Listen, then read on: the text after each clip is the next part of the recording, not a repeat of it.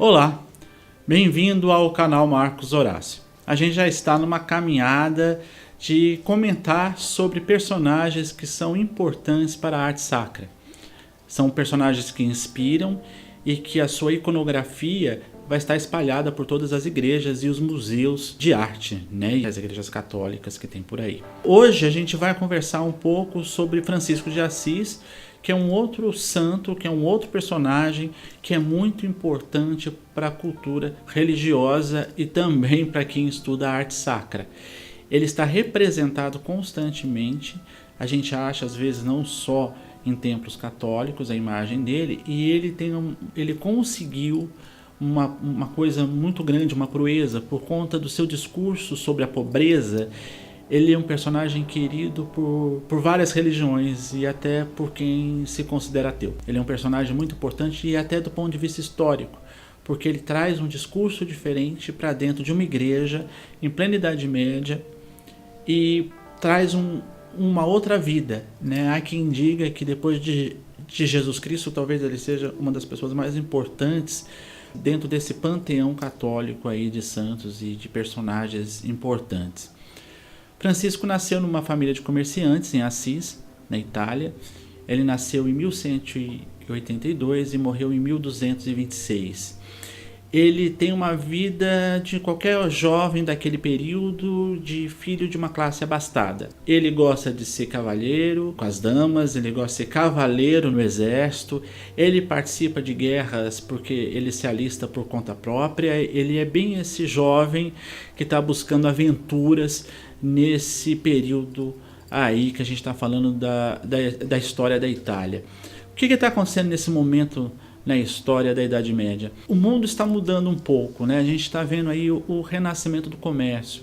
É o que mais tarde vai fazer com que apareça o capitalismo e vai fazer até com que mude, né? Mude a mentalidade, o jeito de ser, o nosso comportamento. E o Francisco participa um pouco dessa virada de história europeia. Dentro da própria casa dele, ele já vai ver a diferença de vida que é por conta do trato com o dinheiro, do trato com o comércio, né? Essa vida que ele pode ter por conta de um dinheiro que vem do pai dele. E ele, nessas andanças, nessas farras de juventude que ele tem pela vida, ele é preso numa dessas guerras que ele participa. Vamos lembrar que a Itália daquela época não é a Itália que a gente conhece hoje, não é um país centralizado. As cidades são repúblicas, são principados, são ducados e elas brigam entre si, elas guerreiam entre si. Francisco ficou preso quase um ano para conseguir sair, né, e ser resgatado. A partir daquele momento, a partir de um momento posterior dessas andanças dele por essa Itália central, né, a gente está falando da região da Úmbria, que é essa região central, muito montanhosa na Itália. Ele começa a seguir um chamado a perceber um outro caminho e ele começa a se preocupar muito com a questão da pobreza. E ele, por exemplo, ele começa a ajudar não só os pobres, mas ter contato com os leprosos, né? Hoje a gente chama, né, do mal de Hansen, né? Tem uma passagem interessante. Quem tinha o mal de Hansen entrava pelas cidades porque eles não poderiam morar na cidade naquele momento, e aqui no Brasil até pouquíssimo tempo atrás. Era muito comum para eles, quando eles tinham que cruzar uma cidade, uma vila, algum espaço, eles tocavam um sininho, né? Algum animal deles ou eles mesmos traziam um sininho que era para justamente as pessoas saírem do caminho, as pessoas se trancarem em casa para ninguém ter contato com eles, porque o medo dessa doença era muito grande. Num desses momentos, Francisco não teve medo, não só foi de encontro a esses leprosos, como ele deu a sua própria capa para eles. E ele diz que naquele momento ele sentiu um olhar muito agradecido de quem recebeu essa capa. Francisco passa a mudar, né? A partir daí ele passa a ter sonhos. Em alguns desses sonhos, Deus estaria falando para ele que ele precisava reformar a igreja. Ele leva isso ao pé da letra, ele começa a reformar igrejinhas, né, ali daquela região onde ele morava, até ele perceber que não era necessariamente a reforma no sentido estrito da palavra, como era uma coisa muito maior.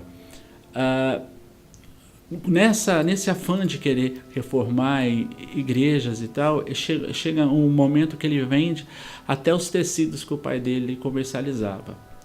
O pai dele, furioso, o expõe em praça pública, né, que aquilo não era a vida de um jovem como ele, que ele não poderia ser assim. E naquele momento, para ele pagar a dívida ao pai, ele retira toda a sua roupa e sai nu da praça, em frente a todo mundo, né? E naquele momento ficou muito claro qual era o papel que ele ia seguir. Os franciscanos, né, que vão ser chamados, né, quem vai seguir Francisco, né, também o nome dele não é Francisco no original, né, o nome dele é Giovanni, que seria João para a gente aqui, mas há quem diga que Francisco é justamente por causa de França, ele era muito ligado à cultura francesa, ele era muito ligado à língua francesa, e a sua mãe era de família francesa. Qual o apelo e qual vai ser o carisma que esses seguidores vão seguir? Vai ser justamente o da pobreza e de ajudar os pobres. Esse carisma, né, essa ajuda aos pobres, tinha tudo naquele momento da história para ser considerado heresia. Porque quando você olha para Roma e para o papado nesse momento, o que a gente vê é exatamente a riqueza. Então esse discurso da pobreza é um discurso muito incômodo ao Papa. E vamos lembrar que nesse momento tem uma série de grupos que estão questionando também a riqueza da igreja. Então Francisco poderia ser confundido com esses grupos aí e que tem um nome específico de herege. Mas não só ele não vai ter esse nome, mas como ele também vai ser conduzido a Roma e vai conversar com o Papa, que o deixa seguir na sua pregação com os pobres, né? Sente que ali tem algo diferente e é exatamente o que Francisco vai fazer. Não consegue naquele primeiro momento a fundação da sua ordem, mas no segundo momento ele vai conseguir sim. Eles reformam igrejas, ele ajudam as pessoas, vai ter um atrativo muito grande entre os jovens, essa pregação de Francisco. É como se fosse um contraponto àquela vida dissoluta, sem sentido, muitas vezes daqueles filhos das classes abastadas ali daquela região da Itália.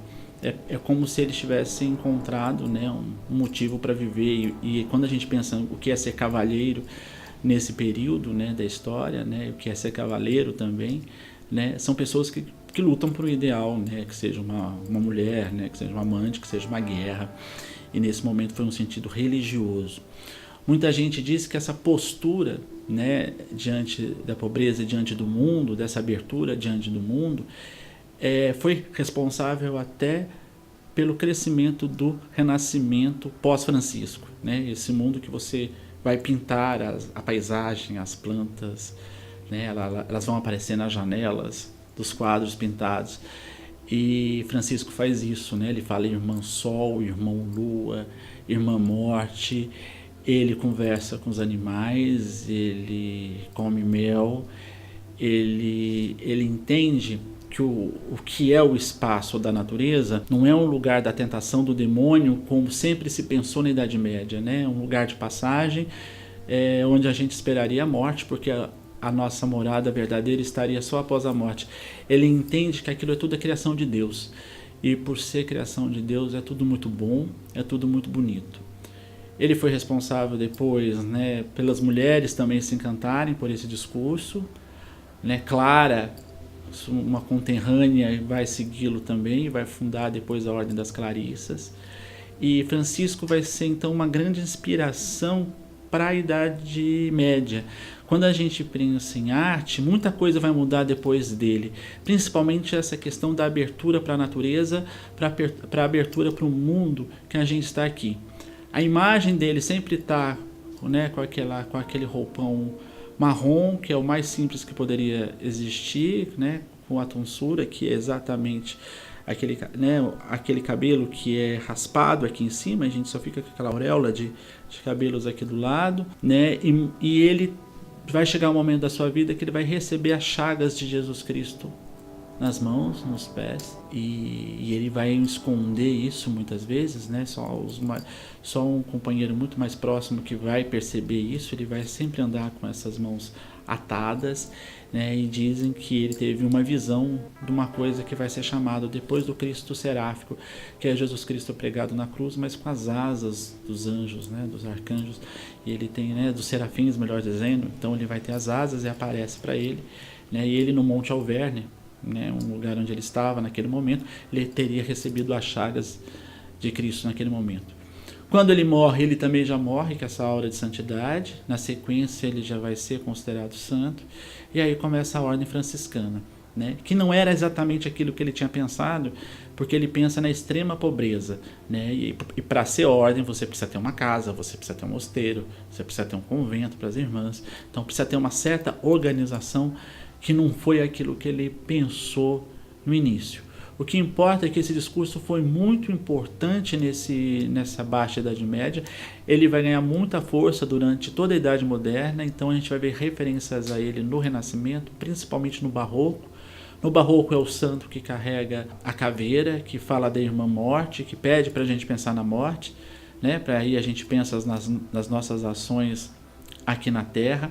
Ele vai ter um apelo popular muito grande, ele é um dos santos mais cultuados também dentro do universo cristão, e não só no universo cristão, ele é um nome muito respeitado, por isso que o Vaticano hoje, quando resolve fazer reuniões ecumênicas, ele faz sempre na cidade de Assis.